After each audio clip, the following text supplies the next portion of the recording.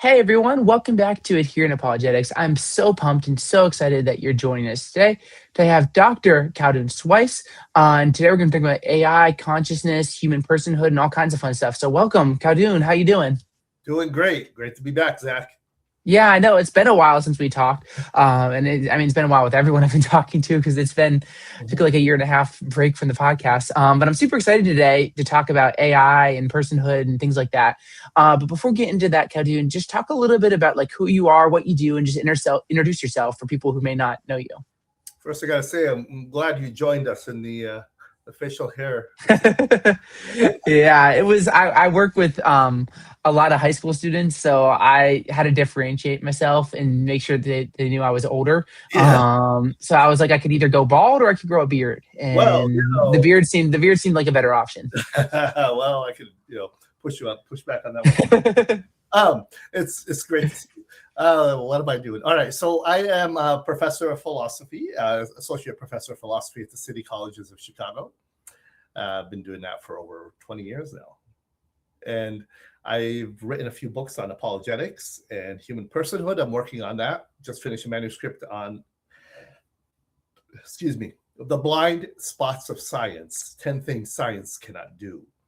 And I'm currently working also on a book on AI and human personhood, specifically theological perspectives and theological understanding it, philosophically speaking.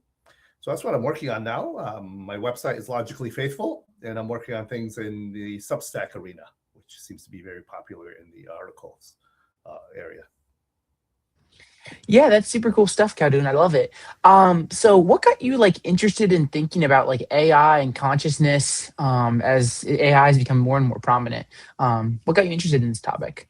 It's a very good question because it makes us think about the question of what does it mean to be uniquely human? For example, theologically speaking, we have the imago Dei, which in Latin means the image of God, embedded in each and every human person. And that image is questionable theologically in the tradition, in philosophical perspective, because we don't know exactly what that means. But we do know that it sets us apart from the animal kingdom, and now it sets us apart from the artificial kingdom. And any type of rise of a type of a personhood within animals, not only there, but also in the artificial realm. So then if they could also rise and be persons, then what makes us different? What makes us special? What makes us distinct? And that question began to rise in conversations I had with my students and with others and in technological circles, and made me really start reflecting on it. Okay, thank you, Khaldun. So what do you think then, like what does make us distinct? Like what makes us different than you could think of like, okay, like an animal, like a dog, but also like what makes us different than ChatGPT or like Gemini or Copilot or any of these like AI tools that are being developed? Right. There's so many variations you could get into there, other than our biological differences, anatomical differences as a Homo sapien, as an experiential agent in the world who actually interacts with plants, trees, animals, and as well as with the environment in the sky, and gets sick and feels where that particular area of life you have to question. For example, if you consider the consciousness arena and you look at animals, some animals like dolphins have some of the highest level brains in the kingdom, and then you go to things like chimpanzees and others. They actually have experiential reality as much as we do. They experience the world, they feel pain, they suffer, they hide things, they deceive, just like we do. But there's a distinction here. And the question comes up, is the distinction in kind? Is it distinction in quality or quantity? Meaning, are we different than animals just in quantity? Meaning, we just have a higher level of what they don't have, or are we different in kind, completely different kind of thing which they can never actually come up to or be? And that kind of question is an important one to distinguish as you ask me that question. And that distinction comes up in many different layers. Let me just put it to you in this way. So we have consciousness, being able to be aware, being awake, like when you wake up in the morning and suddenly you realize what time it is and you're coming to become awake, so to speak, not woke. awake. But we'll go there. When you are waking up, that means you're aware of your environment, you're aware of others, you're aware of yourself. And that is what animals have as well. But what they don't have is that awareness that I just mentioned, awareness of the self. So your dog Rufus can be hungry and know that he's and be very hungry and know that he's hungry, but he doesn't know that he knows that he's hungry. You know that you're hungry, and you know you're mad, you know you're upset, but you know why you are, and you can tap that back into a domino effect to figure out what it is that led you there. Dogs can't do that, neither animals, because that requires what psychologists call HOT, higher order thinking. And that is something that sets us apart. It's not just consciousness, but self-consciousness. So then, like, when you're thinking about like personhood, Khaldoun, do you think like this is the key to like what makes a person a person? Like when they're able to reflect on, okay, like I can think right now, I exist, and I can also reflect on, okay, well, I'm thinking about I exist, and I can reflect on, oh, that's my conscious awareness that I'm reflecting on, and I'm thinking that I exist right now. Is that the difference then? Like the line of when we say human versus like not human? That's one of the major differences. There are many others. That's one of the primary ones that sets you apart because you're able to reflect. And if you're able to reflect and think about what you're doing and why you're doing it and how you got there, at that point, you become not only responsible, you become morally responsible because you are not just an agent, you're a moral agent. And we can hold you accountable for things that you do. If a lion would attack a zebra, even though he already ate, we would find it to be problematic, but we're not going to hold it morally accountable for it and take it to some kind of tribunal, and because the animal is not a moral agent, because he's not able to reflect upon his own actions. In the same way, we don't take a child when a child does something terrible, a 1-year-old or 2-year-old, because they're not able to do that. But when they are able, we do hold them accountable. It's an age of accountability is what we call it. And that is different levels for different children. And some children are actually tried as adults because we know at different levels of their lives, they have become aware and self-aware. And that distinction is the one that sets us apart and makes us accountable. Okay, that's really helpful. Thank you, Khaldoun. So, what about like artificial intelligence then? Like, I remember I had a conversation with somebody, and this was probably like 2 years ago. And he told me like we were just getting like a breakfast or a brunch, and he was telling me about AI as it's starting to come out. He's like, you know how like it's like cell phones kind of exploded. He's like, that's gonna be like artificial intelligence, but he said that's gonna happen probably within like 5 years. And as we talk, like this is being recorded in late December, and this will probably be released late January. And who knows in the next month what could develop with AI. But like as we're moving in this very rapid development of artificial intelligence, do you think this is something that's possible for AI to develop this self awareness? Like, what are your thoughts here? Mm, mm. Good question, because that is a question that philosophers have been asking from Richard Dreyfuss all the way back from the science fiction age. Isaac Asimov, iRobot, and others have been talking about this and thinking about this for the last 50, 60 years. You can even go back 100 years of science fiction literature have been postulating possibilities of what would happen if A and B happened. And those possibilities are fascinating as we can see that. And we can see that done in wonderful movies like what do you call it, Terminator, where you have the human killing machine, or you have the other opposite effect with the R2D2 C3PO, where you have a likable, lovable computational model that kind of provides comic relief. And not only that, makes life helpful and interesting. Right? C3PO, if I remember from Star Wars, could speak all the languages. What is it, 3 million languages or something like that?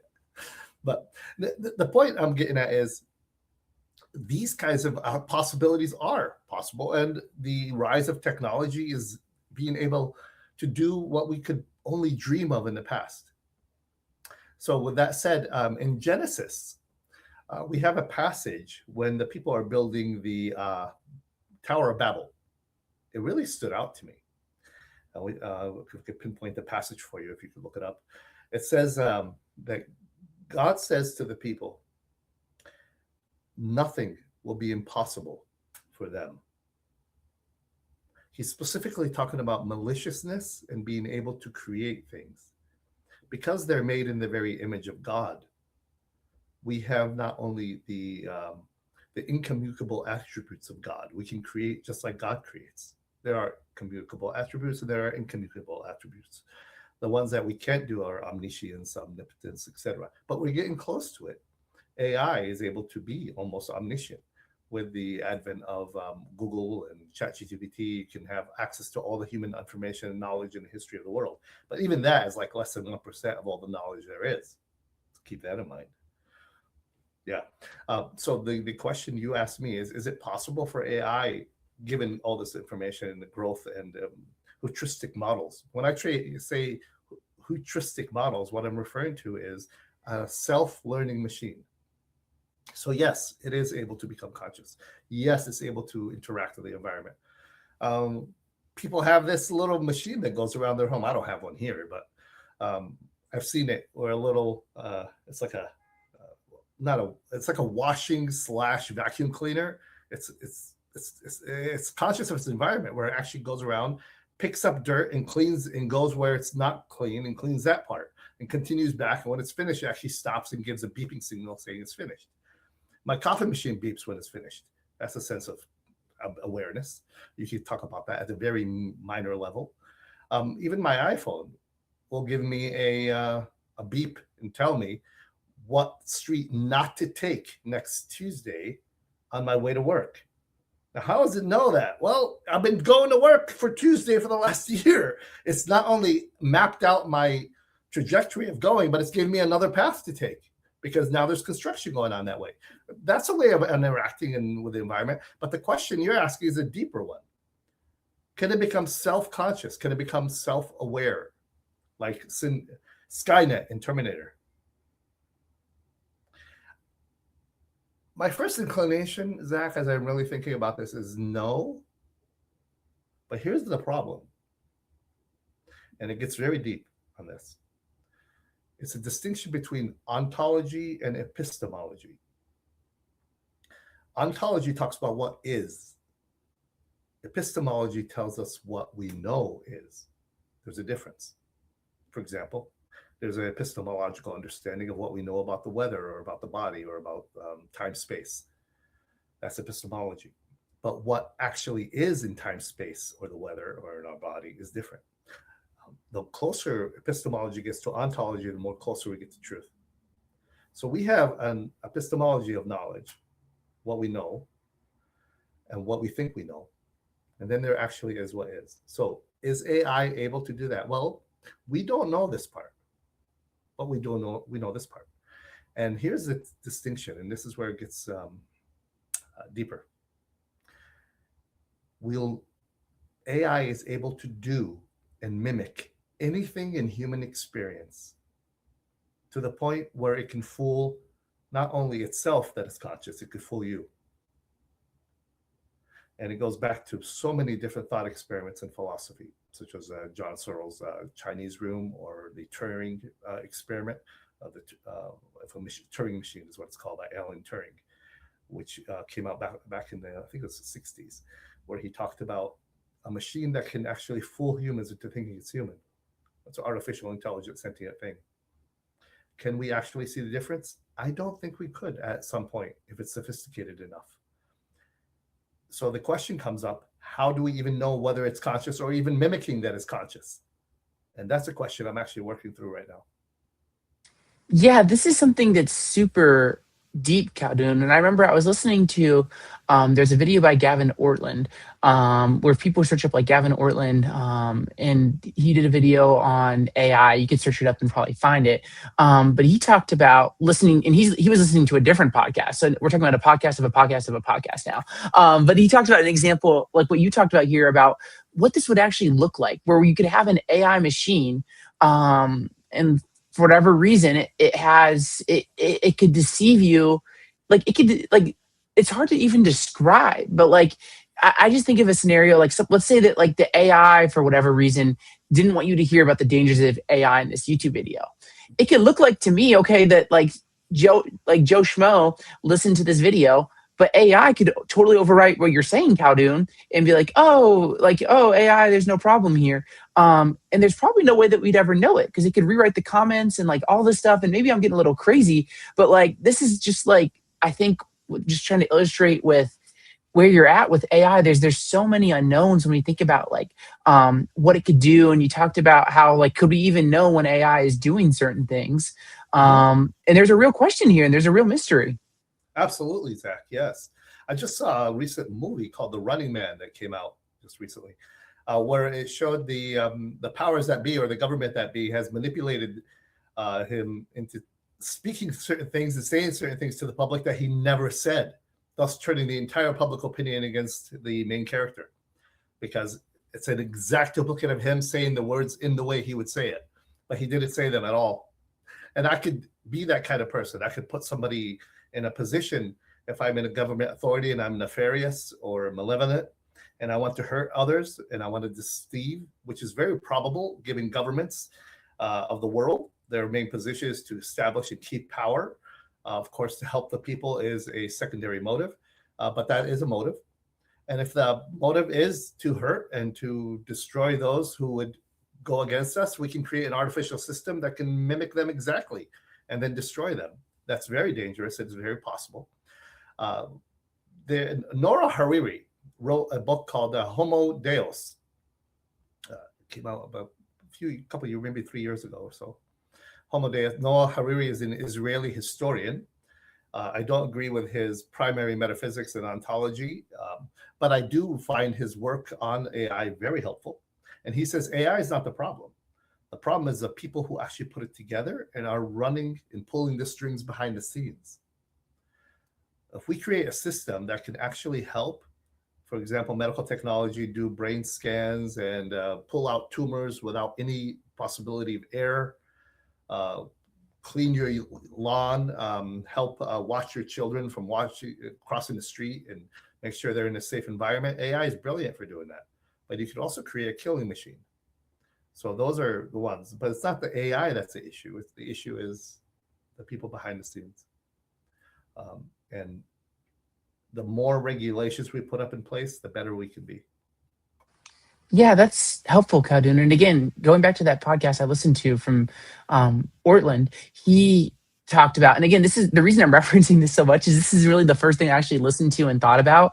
Because over the past year and a half, I use AI, but I use it for my job. I'll use it to take little clips out of this interview to like make little like Instagram, or I don't use Instagram, but like little like YouTube shorts and like TikToks and like Twitter videos. But I haven't thought a lot about like the deep implications like that we're talking about today.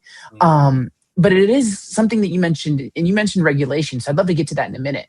But the dangers here, humans must be responsible, like the way we develop AI. Like again, in that Ortland podcast, he mentions Jurassic World, where people are like, "Oh, let's have this world with dinosaurs. It's going to be amazing," And then it gets very irresponsible, and it ends up destroying that world. I haven't read Jurassic World. I'm paraphrasing here. Right. But it's just like there's this real danger of like when humans are going so fast and something like the development of AI is going so fast. Like between now and when this gets released in January, who knows what's going to happen? And what's the way forward here? Like you mentioned regulation, like how can we discern and be careful? Because like I'm not writing AI code. Like how can we discern like how to use this properly and make sure that it doesn't be used for like horrifically evil things? I have to say that question is above my pay grade. Well, a lot of the questions you're asking me are above my pay grade, but that's more of a regulatory governmental question that's set forward by legislature and how that works. My first thought on it is to put people in place who are morally responsible themselves, have set up systems that have put roadblocks up where things cannot go beyond what they do. And if they do, we can have a backup system to stop that. For example, in the Star Wars program under Bush and others that started back then, and we still have it now, it's much more improved. If we were to have an attack on our infrastructure here in the United States or cities, or major metropolitan cities, we have set up a Star Wars system, kind of like a force shield around our continent, and around American interests around the world that actually stops these missiles or others from hitting it before, as soon as they're launched. It automatically alerts it and has a program set up to knock these out of the sky or quickly deal with it in thought-breaking speed.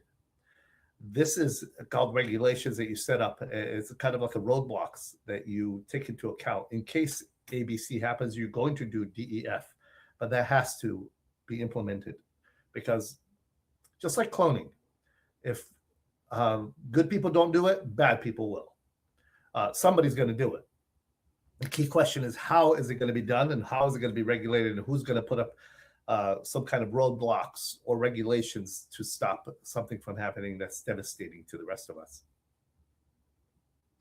There is this like theme, and I can't think of a specific movie. Or I know, maybe the Fantastic Four. But it's in all kinds of different movies and books where you have like, we call them like the mad scientist or someone like that, like somebody who has these ideas. Or they have these concepts and they take them and they go rogue, and they use it to try to, and in movies or books they'll try to, like, they'll actually typically be trying to save the world and not just like cause damage, and sometimes they are, but they take it so far that it like really hurts the technology, and it's used for like very bad things. So do you think there's a danger with that, with like the development of artificial intelligence, where there could be people, and maybe they actually think they're trying to do good, but the way that it sets up is actually sets us up for a situation with serious harm with artificial intelligence? Yeah, absolutely, Zach. And that's a key question in ethics. One of the biggest and major temptations we have in ethics is doing the right thing, doing the wrong thing for the wrong in the wrong way. Excuse me, I'm saying that incorrectly. Doing the right, having a right motive, but doing it the wrong way. For example, as you mentioned in the Fantastic Four or in the Avengers films, the character Thanos, which is actually Greek for death, by the way, had a good motive to bring peace and stability to the universe. But in order to do that, the means was to wipe out half of them. Genocide, basically a type of genocide. So the motive was good, bring peace and stability, but the way to do it is dangerous. And I think theologically that connects ethically. Like, for example, God doesn't really care as much as what we do, as much as why we do it and how we do it. Those are important. Not just that I make money, but how I'm making money. Not just that I'm setting up a good environment or a peaceful utopia for my family, but how I'm doing it and who am I hurting in the process? What kind of a person am I becoming in that process? Those are quickly things that we have to take into account. I'm not sure if I'm addressing your thought there, but those are some things to think about. No, I mean, I think you are. It's just this like, and again, we talked about, there's only so much that you and I do in a podcast talking about AI can do, because this is going to get into legal things and policy things. But I think it's just helpful for people to just kind of realize like the way this could go, like not in like a doomsday, like the end is near, like that kind of thing, but just to be aware of what's going on with artificial intelligence.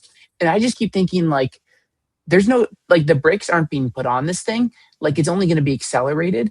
And it's just very like it almost feels like, you're going up the roller coaster, we're going up. And it's like, at some point we're going to go, maybe not down, but like, it's just like, we don't know necessarily what's on the other side of this. I just saw something from the Trump administration implementing legislation from the federal government, preventing states from regulating AI in their own environments, in their own jurisdictions, because they want the federal government to be able to do that.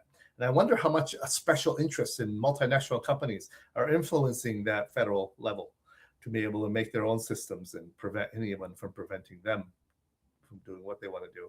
Of course, about money and power is what it comes down to. Yeah, I mean, there's so much here. Here's a question. This is a little bit different, but it's something I've been thinking about. And how do you think, and again, maybe you have, I don't know if you've thought about this or not, it's just a thought I've had. How do you think AI, like, we're both Christians. How do you think AI plays into like new creation and stuff like this? Because I always like if you asked me like 5 years ago what heaven's gonna be like, I'd be like, okay, well, like, like humans are gonna keep learning and keep exploring and keep like coming up with new things in science and philosophy and art and blah, blah, blah, blah. But like, I think about AI and the ability for it's able to like research things. it seems like to me it could do a better job than humans at times. Hmm? How do you think AI is going to fit into new creation? Because I don't think we're like going to end up with heaven and AI just disappears. I wouldn't think. Maybe it does. Like, do you have any thoughts on this? It's just something I've thought about. Yeah, it is fascinating, isn't it? Thinkers and writers have been writing about this for a long time, not only in science fiction, but also theological fiction as well. In the new heavens and the new earth, in the book of Revelations, it mentions other beings, other creatures, other types of entities that are worshiping God around the throne. These may not be all human or from human perspectives. They may be from other times and other places and other universes. Being a person means becoming self-aware and being responsible. It doesn't necessarily mean being Homo sapien. Okay, so we're talking about things that maybe are from other galaxies or alien life. Those could be persons as well, but they won't be human persons. I think the same thing can apply to an entity that's self-conscious, that's maybe not biological but mechanical. Titanium, not flesh. Its entity within itself is not made of amino acids, right? But it's made of more mechanical silicone. And if we could mimic the human brain and map it to that kind of system, then you could possibly have a conscious entity. Can it become self-conscious? I'm not putting anything above the Almighty's possibility, but we are made in the very image of God, and the things we can do are almost limitless. So is what you're saying then, Khaldun, like thinking about like, I mean, I think most people would say, okay, there's going to be animals in heaven, you know, and I think most people would say, okay, those animals are probably going to be conscious, maybe not self-conscious. Do you think the same thing could be said about AI? Like maybe there's AI in heaven that's conscious, but it's not self-conscious? Like, is it like maybe like there's a totally open where like there's a self-conscious AI that like recognizes Jesus as Savior? Like it's just, and again, it's not like I'm looking at you like, Khaldun, give me the answer. Like, come on, dude. But like, it's just like there's so many things here where I'm like, there's just a lot of questions and I don't know where the answer is. Well, one of the ways we can address these types of questions is not just answering them, but answering the questions behind the questions, Zach. Like, what does it mean to be a human person? What does it mean to be saved? What is sin? What is evil? What is moral accountability? So once we unpack those questions and start doing an exegy on those things, then we can get a deeper understanding of whether the answers to the questions you present can be even formulated. I think we have to go back 1 or 2 or 5 steps first before we even get there. Yeah. So let's go back a little bit then. So like how then, Khaldun, when you're thinking about like all this with AI, like how do you go back to that Christian perspective to help ground like human personhood and dignity? How do you ground these things going backwards? I've been thinking about this and did some of my doctoral work on the soul, Rene Descartes, and the cognitive science. And as I was doing that, I was looking at the theological implications of it. And one of my mentors in my master's was Ben Mitchell at Trinity International University. He's at a different college now, I believe Baptist University. Anyway, he indicated to me and presented me with a thoughts of Zuzi Wallace, which is an Orthodox, Eastern Orthodox scholar, one of the best and most cited. And he argued that human personhood is not necessarily in an Augustinian or Aquinean type of way, where it's looking at what we could do that God can do. Rather, it's looking at what we are or whose we are. Okay? So being a person is not just being able to do personal things, because any AI system sophisticated enough can do what you could do and much, much better. But the key question comes down to whose is it and who is it? So as a person, I have to ground my personhood in something greater than myself and not just myself. Otherwise, I'm going into a self-referencing circle. I ground it into the ontological position of the very foundation of the universe, which is the first cause, God. And God himself is a person, but not just a person. In the theological understanding of it, Christian-wise, God is 3 persons in one. This is what we call the Trinity from eternity. And that is in community. And that community is a formation of personhood. Personhood is love and relationship. And that love and relationship grows and creates character. And that is what is actually in the very Godhead, in the very first cause of the universe, a unity and a diversity in the Trinity from eternity. It's really amazing. And that first cause tells us what the essence of personhood is, which is relationships and love and treating each other with respect and sacrifice and building each other up. And as we build each other up, we build ourselves up. And that is where the essence of personhood comes in. Whose I am, not just who I am. And whose I am makes who I am, because it's a reciprocal relationship. You can't grow on your own in isolation. No man is an island. And as you begin to learn that, you start seeing that I am an individual grounded in relationships. And how I treat others determines not only what I am, but what my destiny will be. Not only my character, but where I'll end up in the future.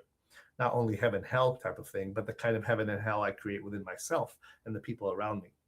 And that is what sets us apart. That's what makes us morally accountable as Christians, and what puts us in a perspective to say, okay, that is grounded in the very nature and person of God himself. And that actually helps me see the world as a personal agent that I'm responsible for. And I am my brother's keeper. I'm not just all about myself. Those are some quick thoughts there. Yeah, there's something to that, Khaldoun. Like even in my mind, like it's like when I think about AI and I start getting all these scenarios, my mind's like, like it's just all over the place. Yeah. And then when I think about, okay, what makes us human and these ideas of like love, and looking after each other, and it almost like brings me back to like the value in that and the importance of that. Um, and I just think there's something there to that. Like, can AI love somebody? I don't know. Because when we think about love, like it can do actions that orient towards love, but that actual love, like I think about that conscious state of loving someone, it's like, okay, then. I don't know. And maybe, Karen, like, do you think like, oh, Kubrick's go ahead. I'm sorry. AI is a good one on that. What'd you say? I'm sorry. Stanley Kubrick came out with a film about 10 years ago called AI that talks about the question of love. I think it's very well done, brilliantly done, actually. Okay, that's awesome. Thank you. So do you think then you referenced the soul?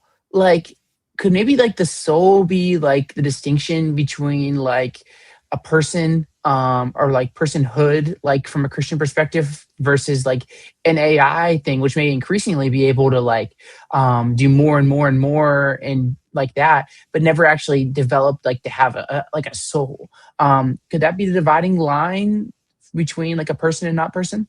Yeah, good question again. Very good questions you presented there, Zach, by the way. The question we have to ask is a question before that. What do you mean by soul? Most people say soul as a way to try to answer the question, but when you try to ask them, what do you mean by the soul? People become silent. Because the soul is, what is it? The non-personal properties of yourself, your consciousness, your ability to comprehend, your memories, your experiences, your self-awareness, your moral accountability. All these things make up the soul within an internal part of you. And I'm more inclined toward a Thomistic understanding of the soul, which integrates body and mind together, and are not, the human person is not fully a full human person until their body and mind are uniquely connected and fully integrated. Let me take it back a step. In the Garden of Eden, when God made Adam, it says in the text that God gave Adam the nefesh. Nefesh is the Hebrew word for soul, or the word is breath. And it says after he made his body, God breathed into him his soul, or the breath, or nefesh. After that point, he becomes a human person. It's a both. It's an integrated system. Okay? So when you are alive, you're both a body and flesh. Now, when you are dead, there's a divorce between the body and the soul. There's a split. One goes to God for judgment, and the other stays in the earth. But that's not the end. According to Christian tradition and eschatology, these two are going to be united in the end, body and soul in the resurrection. You are fully integrated system as a body and soul, both physical and non-physical, both spiritual and matter. Okay? So with that said, the soul is a question. What is the soul? Well, the soul is a non-physical property of who you are, that part of you that continues to mold and grow you and hold you morally accountable, but it's within you. It's a part that forms you. but you're not just a soul. So I would disagree with Lewis, although I love C.S. Lewis. He says you don't have a soul, you are a soul. I like that. However, it's more than that. I don't think you're just a soul. You also don't just have a body, you are a body. You're both.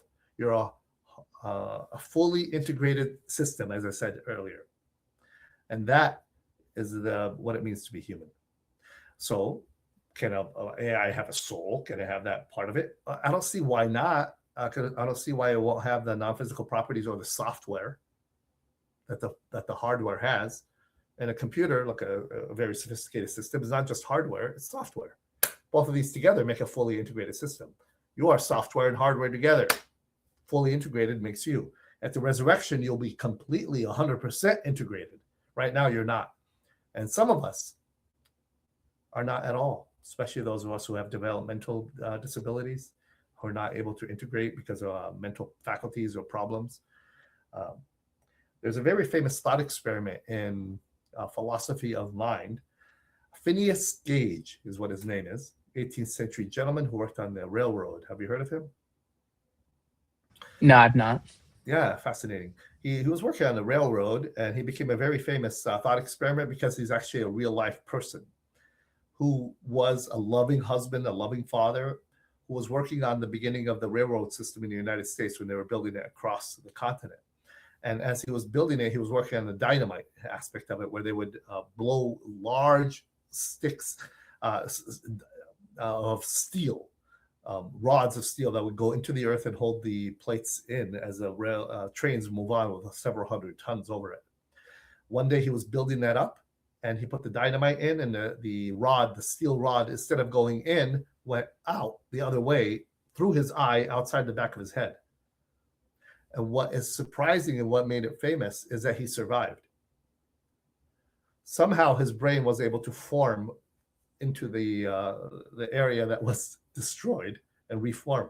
After he came out and became aware of his environment, his family said he was like a different person, drunk, completely off the hinges. Everything changed about him as a person because his brain became damaged. That tells us that the integration of the body and the soul is so connected that to try to distinguish and to divorce them completely, as Rene Descartes tried to do, is not only a betrayal of humanity, it's a naive way of seeing the world. So that's super helpful. Thank you, Khaldoun. Maybe like one more question before we start to wrap up.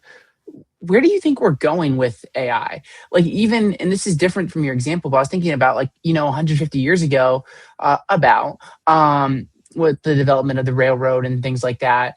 And like if they looked at today, they'd be like, that's a sci-fi novel right there. Like us living in the modern world with all our stuff. Like, do you think like with AI, like we could be looking 150 years in the future and be like, wow, this is a sci-fi novel, or even maybe like quicker, like 50 years, 20 years, like who knows? Like, do you have any thoughts about where this could be going? I believe that the problems hold on a minute, I just lost you on my screen. Oh, okay. I'll come back to it in a minute here. But I think the problems come in, Zach, when you are discussing what could be and what might be. And there's very, again, it's fiction, right? It's science fiction. But science fiction used to be, like you said, railroads or buildings. If you take anybody from the 14th century and put them in the middle of downtown Chicago or New York or Washington, D.C., they'll think you went into the celestial city of the gods, right? As Mark Twain said in his work, that you take a knight from the 14th century moving into his time, the 19th century, he'll think that the things you're doing are magic when they're just very sophisticated technology. So it's hard to say. It's hard to go into what that is, but it is amazing with the human mind, what we're able to imagine. And from what we can imagine, we can actually create, where science fiction becomes science fact, right? So I think we could go, the sky's the limit, and I mean that literally, of where we could go with AI, to the point of creating maybe artificial atmospheres around the planet, where satellites are not only just beaming signals of our telephones, but also helping us to possibly build a vacation home near the moon, etc. Maybe sometime in the next 4 or 5 generations. That's very much possible. Um, the key is, are we morally responsible to honor God and honor ourselves and love each other in the process as we create these wonderful technologies? Are they going to make us less human, less people, less more like the Trinitarian God, or further away from it? As C.S. Lewis said, every day and everything you do either creates an environment around you that's more heavenly or more hellish. And that also creates within you a more heavenly person or a more hellish one. There's something beautiful about that, Khaldoun. Thank you. And like just not getting lost in the what ifs. And some of these what ifs are very real, but like remembering, love God and love neighbor, and just day by day, just doing that and just aiming for that. And just that very delicate balance, and just how important it is to not be lost in today. So that's great. Thank you, Khaldoun. Any like last thoughts or things you want to say before we start to wrap up here? I wrote an article on this, and I'm currently working on making it into a book on Substack. You can look it up under Khaldoun, or Logically Faithful is my social media name, as well as the name on my website, logicallyfaithful.com. And there you can follow some of my work and keep up with that. And I appreciate your support in that as well. I'm also doing some work on life coaching and helping others to bring their life more in line with what they believe, so that who you are and what you do are the same, and that you can maximize that and become the kind of person that God made you to be. That's my hope and my goal for others. In the meantime, I just say, keep thinking, keep growing, keep loving the people around you, because at the end of the day, it's not what you know that matters, it's who you love and how you love. Yeah, that's awesome, Khaldoun. I know you kind of hinted at this already, but how can people like follow you, connect with you, things like that? Follow me on logicallyfaithful.com or on Substack. I have a bunch of articles there as well. Instagram and Facebook, Logically Faithful. And I'd love to keep in touch. Well, I'll leave a link down below where people can follow and connect with Khaldoun. Thank you, everyone, for listening today. This is Adherent Apologetics. The goal is every Saturday, we're releasing a podcast where I'm interviewing and talking with a leading Christian thinker about some aspect related to apologetics, theology, philosophy. Be sure to subscribe, leave a like, all that fun stuff, and share this content out if you want. But yeah, this is it today. One last time, Khaldoun, thank you so much for coming on today. So much great stuff here, and I'm just grateful for you and your time and everything you're doing. It was wonderful to be with you, Zach.